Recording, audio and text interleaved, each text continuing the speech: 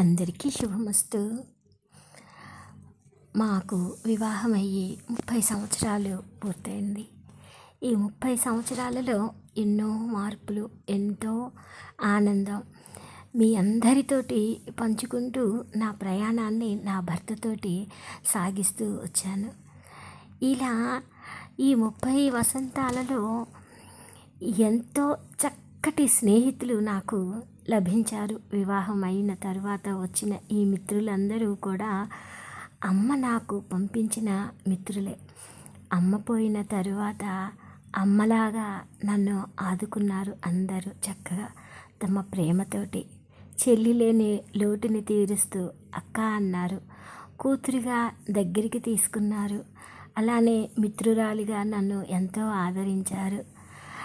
గురువుగా నన్ను ఎంతోమంది తమ గృహాలలో చక్కగా నా మాటను వింటూ ఎన్నో పద్ధతులను నేర్చుకొని చక్కగా నాకు ఒక మంచి స్థానాన్ని కల్పించింది శారదాపీఠం. ఇలాంటి శారదాపీఠంలో వసంత నవరాత్రులలో పారాయణ కూడా చూద్దాం.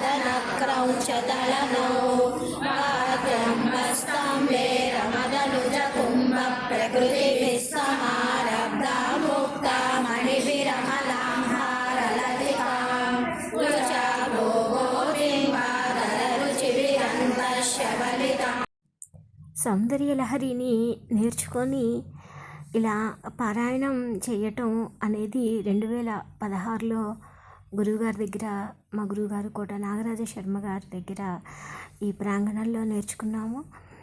అప్పటి నుంచి 2017లో నుంచి వసంత నవరాత్రులు మొదలైన దగ్గర నుంచి చక్కగా ఈ 10 రోజులు మాత్రం పారాయణాన్ని తప్పకుండా చేస్తూ వచ్చాము. ఆ కోవిడ్ టైంలో కాస్త ఆపామే తప్పితే ఈ వసంత నవరాత్రులలో నుంచి 2017 నుంచి ఇప్పటి వరకు కూడా చక్కగా ఈ సౌందర్యలహరి పారాయణాన్ని చాలా ఘనంగా అద్భుతంగా చేసుకుంటూ వచ్చాము. ఇప్పుడు ఈ వసంత నవరాత్రులలో మా వివాహ మహోత్సవం 8వ రోజు వచ్చేసరికి మా పెళ్లి రోజు వచ్చింది.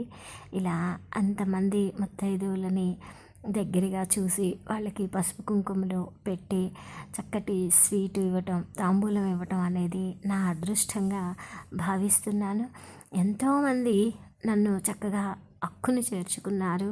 తమ సొంత బిడ్డలాగా, తల్లిలాగా, అక్కలాగా, చెల్లిలాగా, గురువులాగా నన్ను అక్కున చేర్చుకున్న మన తమ్మండ్రి సౌందర్యలహరి మిత్రులందరికీ కూడా పేరు పేరున ధన్యవాదాలు తెలుపుకుంటున్నాను.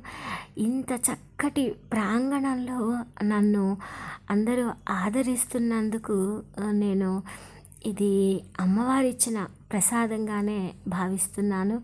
ఆ శారదాంబకి జన్మ జన్మలకి ఎంతో రుణం ఉంటే తప్పితే ఇలాంటి కార్యక్రమాలు చేయించేంతటి శక్తి నాకు ఇవ్వదు.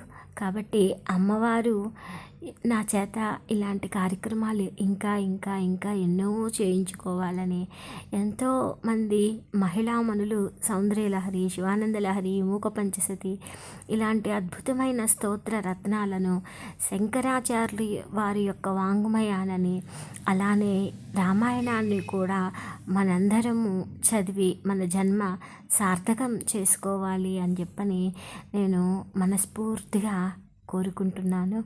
అందరికీ శుభమస్తు.